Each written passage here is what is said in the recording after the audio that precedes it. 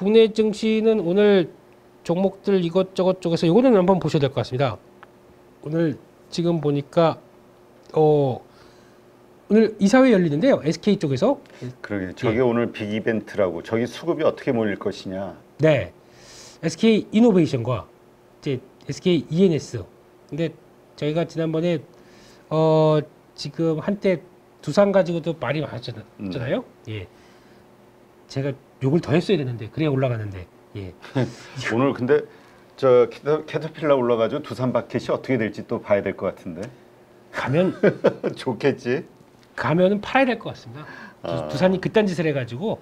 그러게요. 이게 뭐 밸류업 하는데 하여튼 그래요. 네.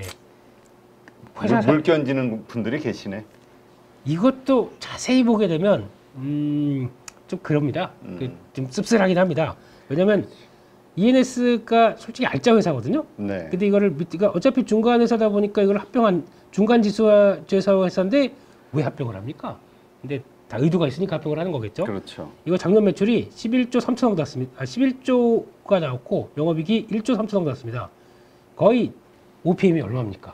두 자릿수죠. 에너지 회사 치고 두 자릿수죠. 네. 이렇게 나오는 회사를 합병을 해서 가져간다는 건데 뭐 살리려고 하는 거죠. 두산 로보틱스 살리려고 하는 거고 SK도 기업이 똑같지 않습니까? 내가 중점적인 사업이고 이거 살리려고 한다. 근데 비상장으로 알짜로 키워놓은 거 갖다 붙이는 거죠. 그럼 상장을 하지 말든가. 저 SK 사람 아닙니다. 저한테 그러시면 안 되고요. 네, 저는 지금 한국에 돌아가고 있는 기업들 사정 보면 승질이 나고 있어가지고. 그러니까 아니 뭐 네. 필요할 때는 쪼개기 상장했다가 다시 붙였다가 뭐 하자는 거예요? 제가 할 얘기를 다 얘기를 해주셔가지고 제가 그냥 저는 그러면 아유, 짜증나. 저 뿅망치로 한 대만 맞읍시다. 아 제가요? 네. 저 스트레스해서. SK 다닌 적은 있어요. 내가 2,000원 줄게.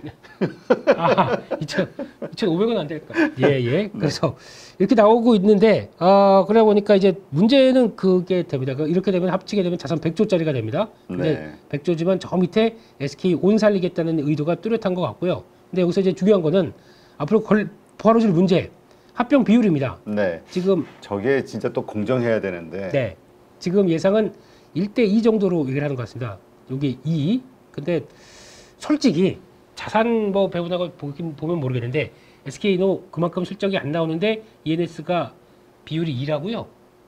요건 또 문제가 될 수가 있겠죠. 그러면 그 중에서 또 저 KKR이라고 하는 쪽에서 지분 걸친 게 있는데 이거를 지분을 또 어떻게 처리할지 반대할 거거든요. 이런 쪽들은 그런 것도 어떻게 할지 이런 쪽으로 나오는데 결국에는 살린다라고 하게 되면 SK 이노베이션 입장 쪽에서는 덩치가 커지다 보니까 일단 주가는 긍정적이겠죠. 네, 근데 안에 또 내부적인 논란과 여러 가지 흐름들은 좀 그렇다라는 쪽으로 봐야 될 것 같고 게다가 SK 오늘 또 뭔가를 하네요. SK 에너지 트레이딩이라고 있습니다. 네. 맞죠? SK 트레이딩 인터내셔널 이게 우리 식으로 얘기하면 트레이더 저 선물 그리고 환율 해지하고 막 이러면서 했던 트레이딩 룸. 그래요? 우리 최태원 회장님이 과거 선물로 돈 까먹으신 게 갑자기 떠오르네. 아 그쪽하고 상관 이건 현물 기반 쪽이고 큰일 납니다. 예, 그래요? 예. 제 그때 동기가 그때 담당하던 그 쪽에서 아는데요. 그만하겠습니다. 비하인드 스토리가 너무 많아가지고 네 그렇습니다. 그래서 거기까지 얘기하고 싶어 죽겠는데 예. 트레이딩 인터내셔널 이쪽하고 SK 엔텀이라고 있습니다. 이것까지 또 합병을 시키려고 그래요. 이게 뭐냐면은 그 탱크 터미널. 그러니까 이게 왜 가스 그리고 또 LNG 터미널 아시죠? 그런 것처럼 터미널 관리하는 회사인데 요거까지 합병을 시켜서 SK온과 같이 두려고 합니다. 좀 그러네요. 네, 이러면 이제 결국에는 SK온 살리기로 집중한다. 쪽으로 봐야 되겠죠. 그래서 근데 그렇기는 해야 될 거예요. 저 네. SK온이 만약에 잘못되면 우리 2차 전지 산업에도 엄청난 그건 그렇죠. 피해와 네. 저희 후폭풍이 만만치 않을 거야. 근데 우리가 사실 2년 전부터 너무 무리한 거 아니냐. 작년 초에도 SK이노베이션의 부채 비율 얘기하면서 좀 걱정은 했었거든. 네. 예. 결국 그냥 무난하게 그냥 전기차 성장이 이렇게 왔었으면 괜찮겠는데 그렇죠. 뭐 출렁임이 나오다 보니까 이런 식으로 나오는데 근데 결국에는 기업들은 살리려고 다 하지만 자기를 위해서 한다. 그래서 근데 그를 위해서 최선의 이런 변화가 들어가는 과정 쪽에서 그러니까 소액주주나 아니면 또 좀 바라보는 게 그렇게 좀 그렇다. 근데 결국은 오늘 SK이노베이션 보셔야 됩니다. 일단은 주가 동향들. 근데 아마 나오는 비율이나 이런 거 가지고 또 출렁임이 나올 수도 있는데 일단 오늘은 이쪽을 대가는 게 맞겠다라고 봐야 될 것 같고요.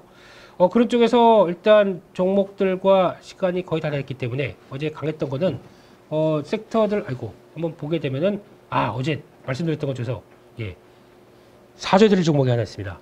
어제 저도 들어갔다가 낼름 손절. 우진엔텍이요. 우진엔텍. 어제 맞아요. 어제 그 갑자기 또 뉴스가 나오면서 연기될 수도 있다라는. 그냥 연기를 알고 있더라고요 보니까. 네, 그래서 이거 뭐 요때 시작하고 그러니까 사모펀드 이렇게 한 3일 동안 사다가 그 뉴스 나오자마자 바로 분봉 한번 보세요.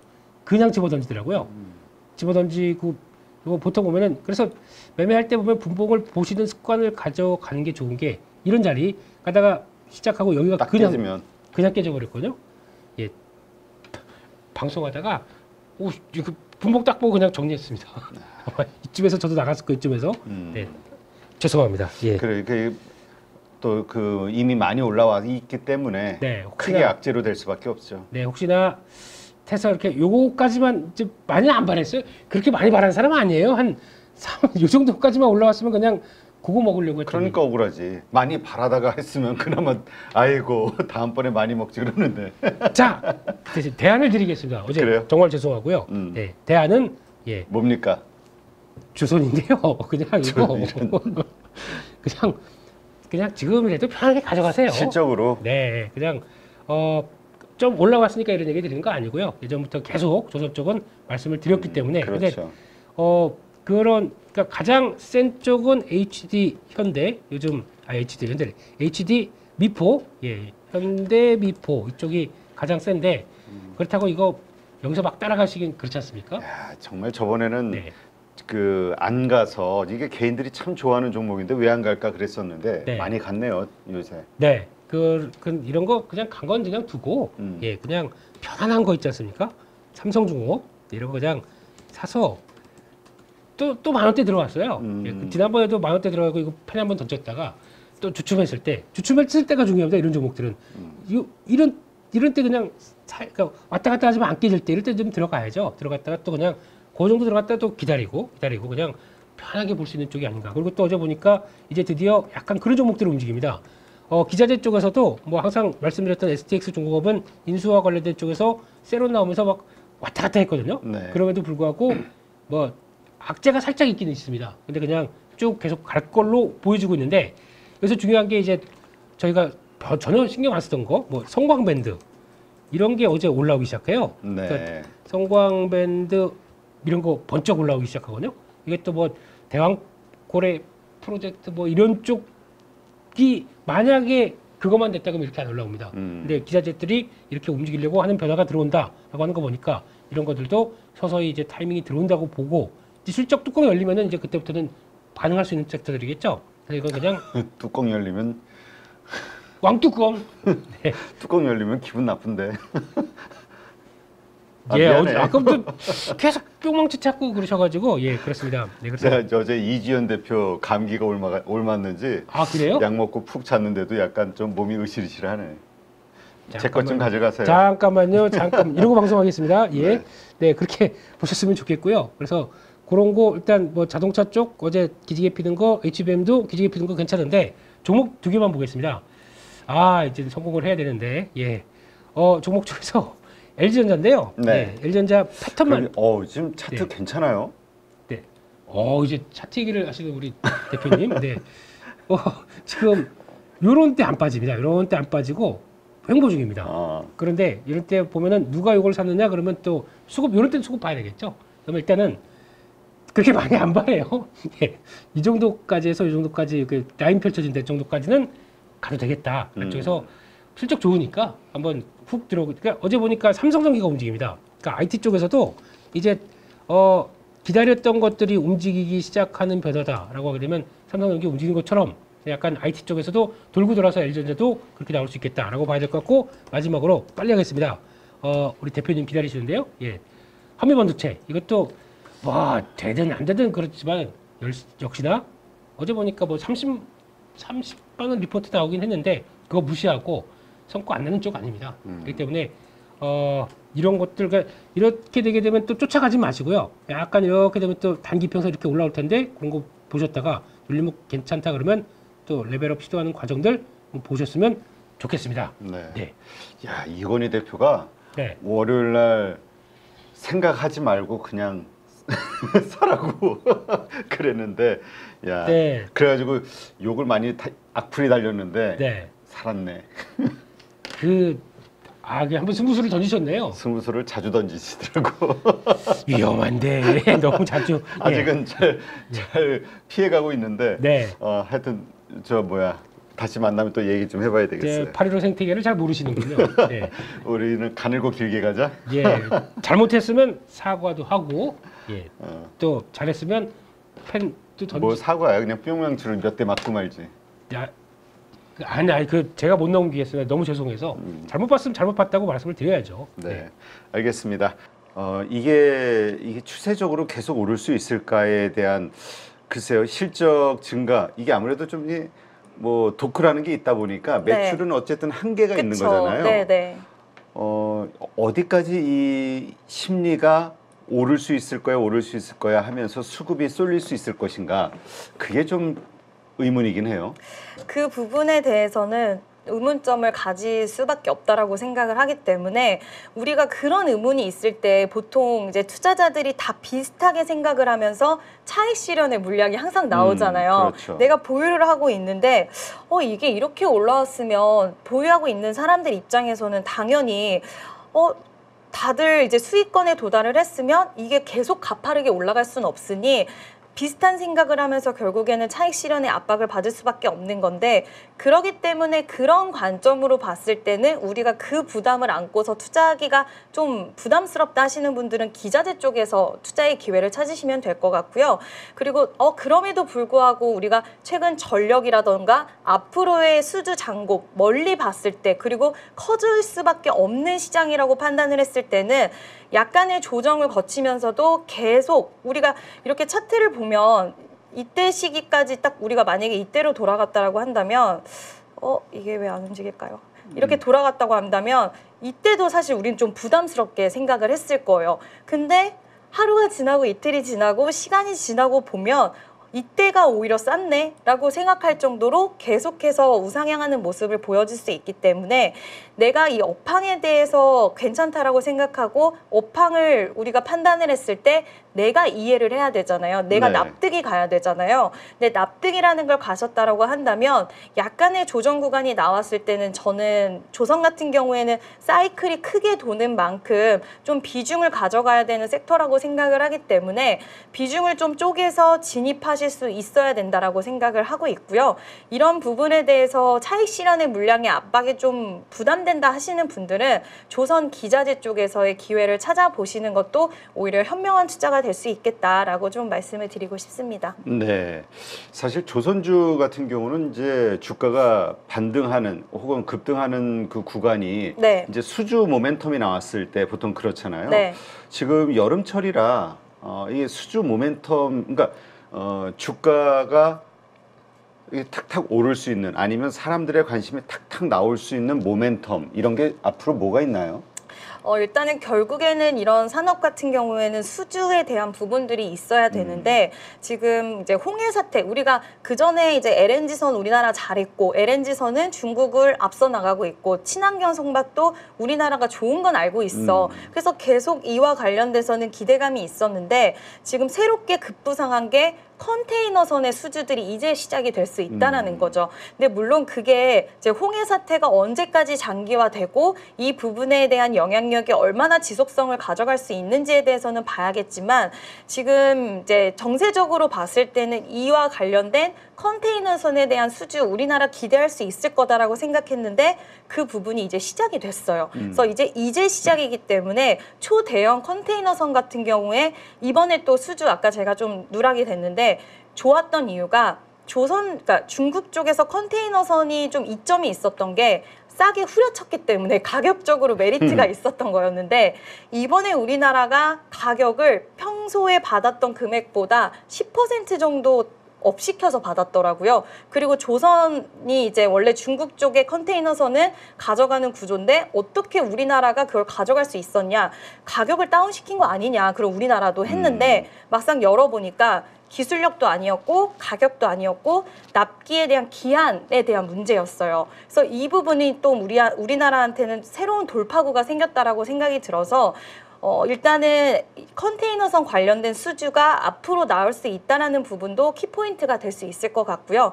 그 아까 제가 말씀드렸던 이제 적자가 나올 수 있는 이런 배들 이런 것들이 해소가 되면 분명히 투자자들의 심리에 있어서도 그러면 이제는 수주를 따내면 우리나라에서 우호적인 수주들이 많아지는 거고 이윤을 남길 수 있는 부분들이 많아지면 지금 실적도 이제 좋아지기 시작을 했다면 인력에 대한 문제도 해소가 됐고 앞으로 더 좋아질 수 있겠구나라는 투자자들의 심리가 살아나는 부분도 왜냐하면 그동안 심리가 안 좋았잖아요. 그래서 그것도 저는 기대해 볼 만한 포인트가 아닐까라고 생각을 하고 있습니다. 네, 사실 좀 말씀하신 대로 이게 수주가 나와도 이게 얼마 남지? 그렇죠. 그리고 원자재 가격은 계속해서 철판 네. 뭐 올랐었고 네. 뭐 인건비 계속 올라가고 이러니까 이게 과연 남을 수 있을까? 네. 이거는 이제 과거에 워낙 그런 걸로 적자를 보고 기업들이 막 흔들거렸던 네. 그런 이유 때문이기도 한데 네. 어떻습니까? 지금 이제 2분기 실적이 발표가 될 텐데 지금 전망들이 어때요?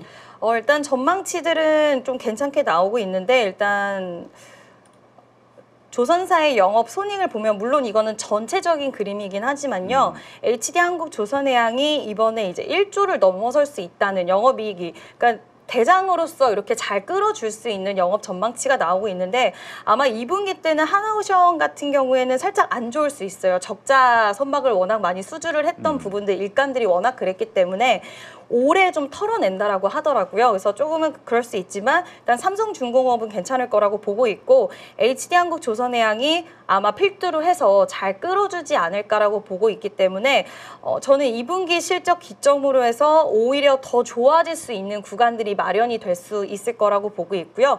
또 아까 이제 인도 시기에 따라서 그리고 마지막에 50%를 이제 뭐 인력 그리고 원자재 상승 이런 부분들의 부담이 있다라고 했는데 이러한 구조적인 부분도 이제 변화가 생긴다라고 하더라고요. 그래서 초반에 오히려 현금을 땡길 수 있는 구조로 계약을 하는 쪽으로 이제 바뀐다라고 해서 더 좋은 부분들이 많이 발생할 수 있을 거라고 보고 있습니다. 자, 그리고 조선주 관련해서 또 우리가 가지고 있는 트라우마가 중국한테 저가 공세에 밀려가지고 엄청나게 또 우리가 고생을 했던 기억. 네. 어떻습니까? 지금 물론 뭐 LNG선이라든가 우리 기술이 좀 더 뛰어나다 뭐 이런 이야기들로 중국을 따돌리고 있다 이런 얘기도 나오긴 했는데 이거에 대한 고민. 일단은 중국에서 지금 유럽에서 2018년도에 중국 쪽에 이제 LNG선 수주를 했었는데 문제가 생겼어요. 결국엔 기술적인 문제였고 이제는 다시는 안 해 했는데 우리나라가 LNG선 수주에 대한 이제 슬롯이 꽉 차 있다 보니까 그거를 받아주지 못했고 결국에는 중국 쪽의 기회가 넘어간 사례가 지금 있어요. 근데 그 결과치가 2025년에서 27년까지의 아마 인도가 되는 스케줄이 있어서 혹시라도 여기서 LNG선 쪽에서 중국 쪽이 좋은 기술력을 보인다라고 한다면 우리나라 입장에서는 그게 살짝 리스크적인 부분으로 작용할 수 있겠지만 여기서 또 돌파구가 있습니다. 결국에는 이제 세계에서 계속 외치는 게 친환경 선박을 외치고 있는데 거기서 지금 암모니아 운반선 그리고 지금 이산화탄소 운반선에 대해서 또 우리나라가 기술적으로 앞서 나가고 있기 때문에 계속해서 기술력적으로 특히 친환경 쪽으로는 한 발 한 발 앞서 나가고 있는 흐름들을 좀 크게 보셔야 될 것 같고요.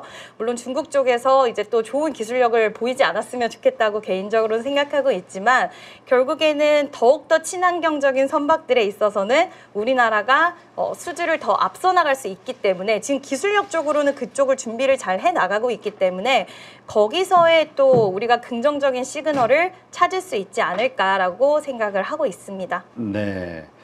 자, 지금 계속해서 미국에서 나왔던 이야기가 중국에 대한 규제, 견제, 조선 쪽에서도 그런 이야기가 나오고 네. 그것이 이제 한국에게는 좋은 또 모멘텀이 기회. 될 것이다. 네.